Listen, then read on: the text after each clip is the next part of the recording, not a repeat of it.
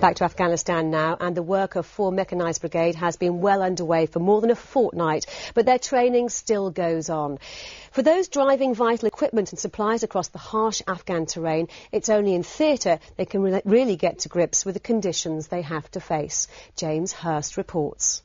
The cross-country track inside Camp Bastion well and truly puts drivers and their vehicles through their paces.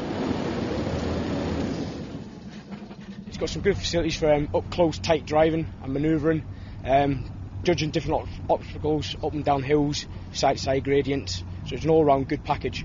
This training is an essential step for anyone before they drive out of the gates of Camp Bastion. While they've all trained on cross-country courses in Britain ahead of deploying, for some this is their first taste of the Afghan desert. Quite a few people just in front of me got bogged in. I was expecting to get bogged in myself, but I was alright, fortunately. It's nothing like this out back in England, like down at Driftfield and that, it's all mud and you have some gravel and all that, but it's nothing as hard as this. Some of the drivers here today have already done this for real on a combat logistic patrol, but are back on the track to hone their skills on a different vehicle. It's all meant as a simulation of what's outside. In fact, it's not a simulation, it's exactly the same, because there are just miles and miles of this undulating countryside the patrols have to get safely across. What you see out here in the train area is what you get out on the ground. The waddies are really difficult. It's like entering the waddies. You've got to select a good route to get all the vehicles in, because you get different types of size of vehicles. So it's entering and entering and de-entering the waddies really the greatest difficulty.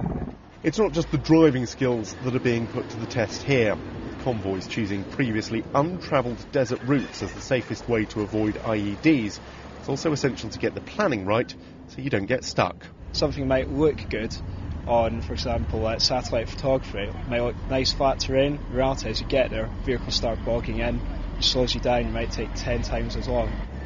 On logistics patrol for real, drivers could have to cross hundreds of miles of territory like this. It is the final chance to practice with that terrain as the only enemy. James Hurst, Forces News, Camp Bastion.